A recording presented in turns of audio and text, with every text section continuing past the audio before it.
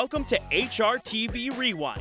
I'm Scott Hazelton, here to look back on the past week at HRTV, including the big news everyone's been waiting for since the Preakness. I hope to see her in the race because I think she'll win it if she goes. So really, the only news this week has been Rachel. Will she go? Will she not go? And then everything will fall into place from there on out. Rachel Alexandra, it is now official, will not run in the 141st edition of the Belmont Stakes. And it was another milestone week in the Midwest as Chris Amey and Robbie Alvarado set marks at Arlington and Churchill. Thanks, Lord. Chris Amey, moments away from a milestone. Arlington salutes Chris Amey. Career win 3,000 on Thanks, Lord. I got over 2,000 wins in Illinois, so I love Chicago. Here comes Kirtana to the inside rail. Kiss mine on that one's outside. Deep stretch. Kirtana out in front. Robbie Alvarado's 4,000th winner. All eyes have been on Rachel Alexandra since her impressive Preakness win. But the buzz this week on Pursuit of the Crown was if she would make the trip to New York. There is racing's darling, Rachel Alexandra. She worked on Monday at Churchill Downs, 4 furlongs in 50-1 over a slow, sloppy track. Her next stop, still unknown. I asked you this question last week, whether you thought she would run in the Belmont. At the time you thought she would. You've had another week to think about it. Has your opinion swayed at all? It's not my decision, unfortunately. I do believe that if she does run, she'll win because that means she's doing well. But the Connection's playing it very close to the vest. You know, they don't really have to make the decision. They don't owe anybody anything, and they'll work her one more time next Monday. Make our job easier. Yeah, maybe so, but I would say this. If she works well on Monday, I hope to see her in the race because I think she'll win it if she goes. And I think while we sit back and really are anticipating what Jess Jackson and Steve Asmussen are going to do with the Preakness winning filly in Rachel Alexandra, I think it's Chip Woolley and the connections with Mind That Bird that are waiting more than anybody or anticipating that decision more than anybody. I feel like most of the top riders out there would love to ride him, and I've had them all calling. Somebody will ride him. And my main intention here is to see, I don't want Calvin sitting on the sidelines when I get Belmont and run my horse and him not have an opportunity to ride the race. So really, the only news this week has been Rachel. Will she go? Will she not go? And then everything will fall into place from there on out. The next day, all speculation was laid to rest as Jess Jackson decided his super filly would get a much-needed rest. Welcome back to Horse Racing Television, HRTV. Many times you have heard me talk about the girl power on the racetrack and thoroughbred racing, and we have some news about some girl power. We do, and of course that lovely horse in front of us, Rachel Alexandra, it is now official. And we'd like to thank David Grinick from the Daily Racing Form for giving us information. This brilliant filly, who, as you all know, won the Preakness Stakes, will not run in the 141st edition of the Belmont Stakes. And this comes from her majority owner, Jess Jackson, who said in a press release late today, this afternoon. Rachel Alexandra, as he mentioned, is an incredible thoroughbred. They are elated at the attention that she has gotten not only from the racing community, but from the many letters and emails they've received from young girls and racing enthusiasts to let them know how proud they were of Rachel. According to Mr. Jackson, they said she is training tremendous. They just feel that she deserves a little bit of a break. That means Calvin Burrell will ride Mind That Bird at Belmont, but first he worked him at Churchill, a place where he just can't get away from the rail. And Mind That Bird, he also worked on Monday with Calvin Burrell aboard in a time of 50 flat. It really hasn't ever been a flashy workhorse. And as he approaches the top of the stretch, he's going to hit the 8th pole. And Calvin Burrell, he's known for scraping the paint a little bit down there at Churchill, and even did so in the morning with Mind That Bird. There is no mistaking iron to aluminum. That rail is aluminum. That's an iron stirrup that he has on. He hit the rail virtually in the same place that he did in the Kentucky Derby. He figures, if you liked it once, why not? If it makes you happy, let's do it again. Yeah, he knows something about that rail there at Churchill Downs. Calvin's improbable win on Mind That Bird has Kieran McLaughlin full of regret for passing on the Derby. It will definitely alter my thinking in the future, but we chose to not run 3 horses that could have run in the Kentucky Derby this year for different reasons. So in the future, if I end up entering 4 horses, everyone will know that this year helped make that decision possible going forward. That if I have 4 eligible, I'm probably going to run 4 in the Kentucky Derby. You don't want to handicap the day and be so tough on yourself or on your horses. If you're in and eligible, you need to put them in the gate because you never know what's going to happen. We here at HRTV have Triple Crown fever, and we do all we can to spread that sickness to fans of all ages.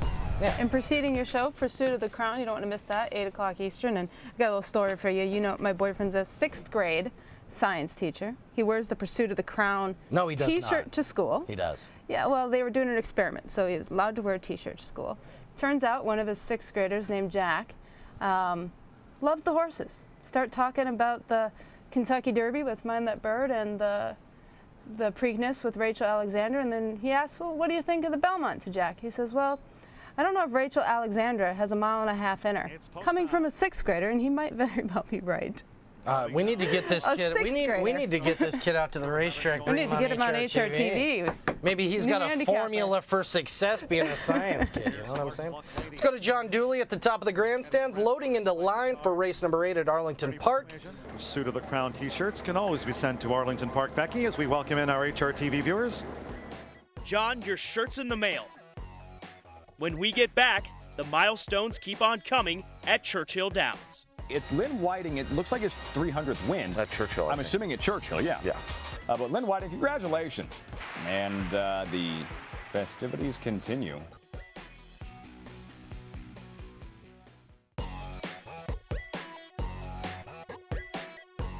It's still Barry Bound. Snuck and Love is trying to make a run. Up on the outside, Denny, followed by Don't Pass Him. Barry Bound has to fend off. Long shot, Snuck and Love. It's Barry Bound. Snuck and Love driving up on the outside. Barry Bound, Snuck in Love. Tight photo, head bob. Could go either way. Denny got 3rd over Don't Pass Him. Jose Vega puts new meaning to the term, hanging on for 2nd, as he works hard to earn that place purse at Delaware Park. Lynn Whiting shocked the racing world with Little E.T. in the 1992 Kentucky Derby, one of his 300 career wins at Churchill Downs. Late on the scene, Action Seeker is also picking up, and so too is One Happy Bachelor. All change, deep stretch, Duke of Pearl. Here comes Action Seeker, Action Seeker, Action Seeker, and Duke of Pearl. That is desperately close. One Happy Bachelor in 3rd, and on the inside, cue the music. If Action Seeker got there, and he may have, it's winner 300 at Churchill Downs for Lynn Whiting. We'll find out when we get the placing judge's verdict. See, it's Lynn Whiting. It looks like his 300th win. At Churchill. I'm assuming at Churchill, yeah. Yeah. Of course, and Lynn Whiting, who shocked the world when everyone was on the Arazi bandwagon. I know you were not. But Lynn Whiting, congratulations. His biggest win here at Churchill Downs with the Derby back in '92. And here with Action Seeker and Jamie Terrio, the winning pilot. And the festivities continue. Kenny McPeak stepped away from training horses at one point. Now he's hit 1,000 for career wins. Well, Ken, we've got a beautiful picture of you holding a sign that says career wins, 1,000 career wins. I've got to first ask you, where is that sign right now? It's in the tack room at Churchill. We hadn't hung it or anything, but it was nice of him. Churchill does a great job with all that stuff. It was an honor. What was it like to get career win 1,000? Well, I knew it would come. I actually didn't put much energy into it. It seemed like everybody was quite excited about it, but I don't know. I get a big kick out of winning races for nice people. You know, I don't count them. I don't really think about all that. You worry about your horses on a daily basis. You worry about the people you work for, the people who work for you. So I don't know. I mean, to me, it's a great number and everything, but it's not something that I was pointing to or really thought about. Milestones galore for jockeys, too, as Chris Amy gets 3,000 on an appropriately named pickup mount. Down toward the final furlong. Thanks Lord in front. Kicking and screaming. Court Marshall on the far outside. Just above the 16th hole. Thanks Lord. Court Marshall kicking and screaming. Island Miss and Light Sleeper a stand side charge. Thanks Lord. Chris Amy moments away from a milestone. Arlington salutes Chris Amy. Career win 3,000 off Thanks Lord. Well, you heard it there from John G. Dooley. Thanks, Lord, as Chris Amy, a big milestone, joins the 3,000 Victory Club. Couldn't be a better name for his 3,000th winner. Thanks, Lord, and we know he is thanking the Lord. Gets a pickup mount today for, ironically, Frank Kirby, and he has won an awful lot of races for Frank Kirby over the last few years. I know Inez Carlson is now his go-to rider, but congratulations, Chris Amy. That's a hard feat to do, 3,000 wins. Yeah, I thought this was the perfect name when I picked him up to win it, thanks, Lord. So it worked out great. And I know I'm honored with the focal point on me on the 3,000 wins, but it's been a group effort with my agent, Jay Fedor, and all the trainers that have rode me. Special thanks to Kirby and Christine Jenks, Brian Williamson, Scott Becker. Everyone else has rode me. And I got over 2,000 wins in Illinois, so I love Chicago. Robbie Alvarado has had his fair share of great moments over the past year. Add one more to the list this week with win number 4,000. Quintana is looking for racing room and needs an out very quickly now as they race inside the final 16th. Here comes Quintana to the inside rail. Kiss Mine on that one's outside. Deep stretch. Quintana out in front. Robbie Alvarado's 4,000th winner. Win at number 4,000 for Robbie Alvarado. Congratulations with Quintana at 8-5, closing with giant strides in between horses to take down the 9th year at Churchill. It's milestone week here at HRTV. Manuel Cruz 2,000 last week, Alvarado 4,000 today. And didn't Chris Amy have some kind of a deal today? Yeah, Chris Amy as well. I think 3,000. Robbie Alvarado, some of his biggest wins, certainly the damage he did with Curlin, having won the Preakness in 2007, the Arkansas Derby the same year, the Breeders' Cup Classic at Monmouth Park, and much like a Calvin Burrell, does most of his damage in the Midwest, but is recognized as one of the top riders in the country, even though he doesn't ride, say, in New York or California. Well, no, he is one of the top riders. There's no question about that. And you could not have ridden this filly any better. Racing fans everywhere watched in horror at Renee Douglas's spill last week. And all of our thoughts and prayers are with him and his wife, Natalia Douglas.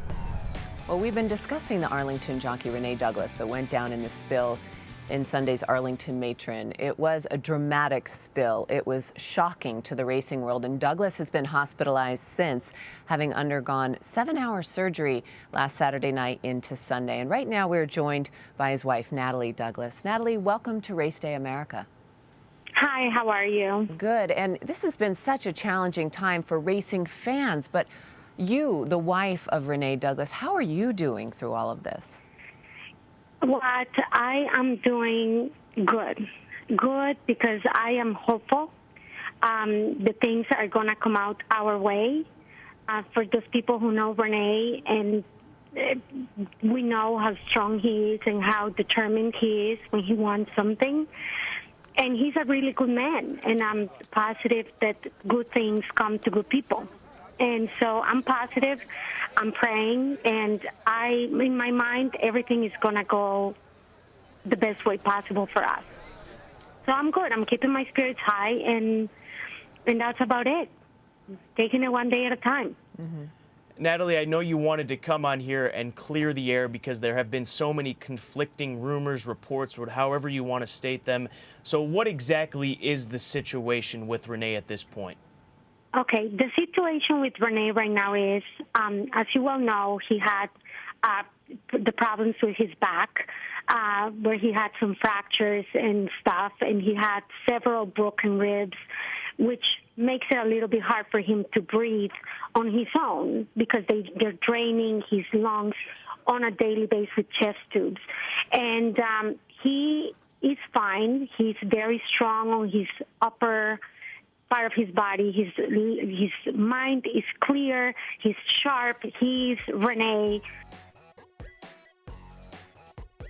When HRTV Rewind returns, Becky passes on a perfect hunch play. Really, Witzman? Really, you're going to let this one go 21-1 shocker, Becky's Exchange. And it's G.R. Carter Day at Remington Park.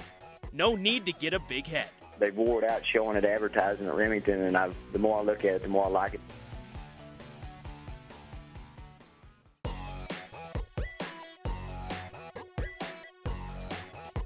Benny Stutz hopes to pick up some of that Race Day America karma for Smooth Air before the Grade 1 Met Mile.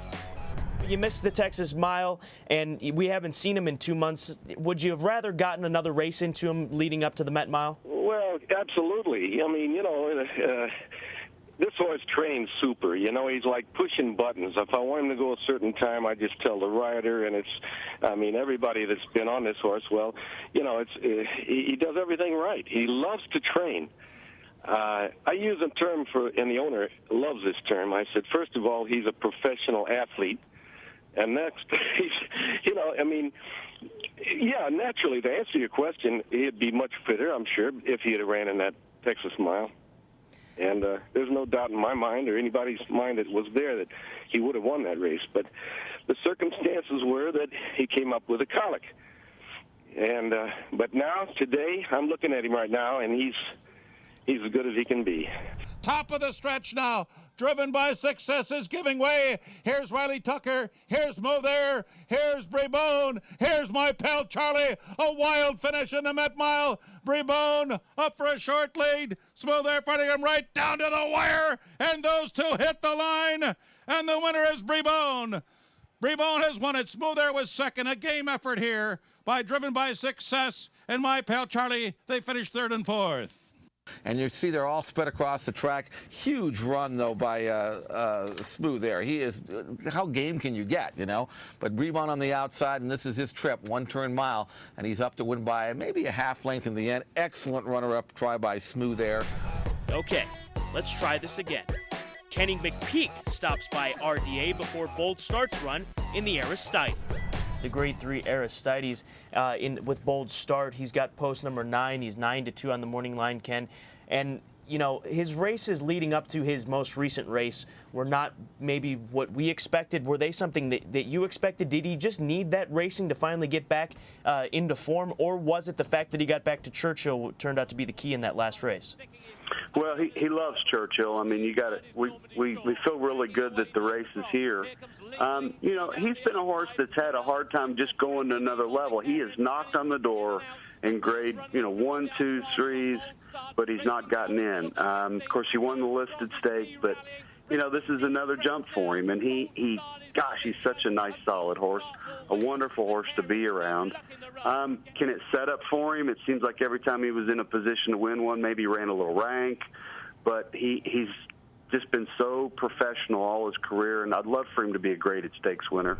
And it is Bold Start who has taken the lead. Semaphore Mando is hanging tough to the inside. Garifine is now back to third. On the outside, Knight's Cross. Inside the final 16th they go. Bold Start has taken the lead again from Semaphore Man and racing up towards the line. It is Bold Start who wins the Aristides. Betting the trainers that are on Race Day America is one way to handicap, or there's the good old-fashioned hunch play. Becky's Exchange to round out the field is, if this was Aaron's Exchange, $2 to win. $2 to win, $2 to win on Becky's Exchange. $2 to win, over 50 bucks. Come on. Yeah. Draws enough the also eligible list, too, does Becky's Goes Exchange. inside to outside, drew the rail in her debut, drew the rail last time out. There's angles to work with there, Becky. The exchange rate on the outside horse, pretty good. Becky's Exchange? Put in 2, get back 2 $20 bills. 19 to 1, Becky, on Becky's Exchange. Hindsight's 20/10. If you let this one go and she wins, I don't even know what to tell you. But here comes Becky's Exchange on the outside. R&B's Blackwater Roll is third. 16th out, Becky's Exchange. Warm Springs Girl. Long shot, Becky's Exchange. The favorite, Warm Springs Girl. Becky's Exchange won it. Really, Witzman? Really, you're going to let this one go 21 to 1? Shocker, Becky's Exchange. And you had to just go and make me feel bad right before the race. Before, I gave you a heads up in That's the what I'm saying. post-parade. Well, yeah, but you make me feel bad for not putting $2 on 21 to 1 on Becky's Exchange. 3 affiliate by exchange rate. Draws in off the also eligible, making the first start on the grass. I'm telling you. Never know what this turf will do for these horses. If it's Aaron's Exchange, you get 20 to 1 because I have a couple of dollars on it. But it's Becky's Exchange, you're getting blackjack odds in the nightcap. For closing weekend at Remington Park, G.R. Carter gets his own day, and more importantly, his own bobblehead. Well, the Heritage Place race at $1.1 million is Oklahoma, the state's richest race, obviously in ours since it's run at Remington Park. And we're fortunate that we've been able to grow that race along with the people at the Heritage Place Sales Company, who are the main proprietors of it over the last few years, to get it up above the $1 million mark. So obviously that's the big name one for the 2-year-olds. But probably more interesting from a handicapping standpoint is the $200,000 Remington Park Championship, which is number 11. Illegal Memories, trained by Heath Taylor. It's a top barn here at Remington Park, and you have G.R. Carter up, which you can't go wrong with him. He's the all-time leading earning jockey as far as the AQHA racing is concerned in the history of quarter horse racing. He's approaching 3,000 career wins for quarter horse racing. He's Remington Park's all-time leader in the quarter horse world, so it just doesn't get any better than G.R. Carter, and we're going to honor him on Sunday night. It's actually going to be G.R. Carter Day in Oklahoma, as decreed by Governor Brad Henry here. And we'll salute him with a proclamation, and we'll present him with that from the governor's office, and also have G.R. Carter bobblehead night as well.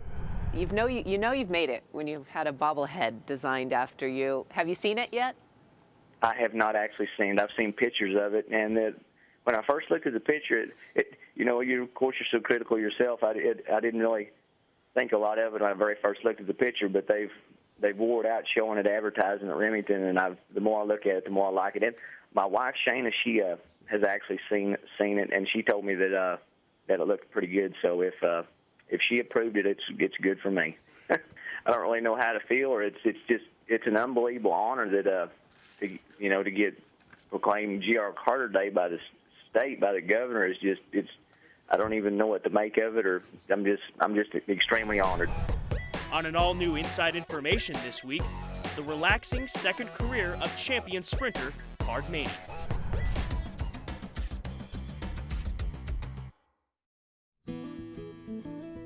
The United Pegasus Foundation, a nonprofit organization nestled in the mountains of Tehachapi, California, is dedicated to providing retired racehorses with a dignified retirement or a second career when they come off the track. The star of the farm and one of its oldest residents is champion sprinter Card Mania, who is now cared for by the farm's founder and president, Helen Meredith, whose husband, Derek, was the gelding's former trainer. The thing about Card Mania was, even though he raced an awful lot, he basically trained himself. If you ever look at his workouts at Santa Anita, he was the slowest horse. Eddie D always used to say he was a 10,000 claimer in the morning, but he knew when to turn it on. I used to ride him all the time, and if I ever dropped him to the rail, and my husband Derek would say, go half a mile, you'd go 51. Even if you went in company, the company would always win.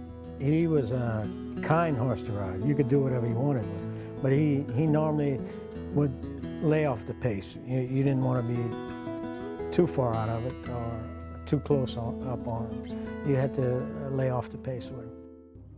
In the fall of 1993, at 7 years of age, Card Mania was in the prime of his life. And away they go, broken up, perfect line.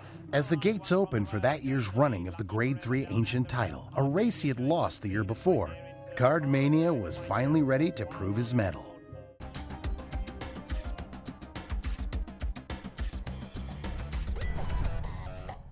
That's it for HRTV Rewind this week, as we fast forward to a promising Belmont Stakes week on Horse Racing Television.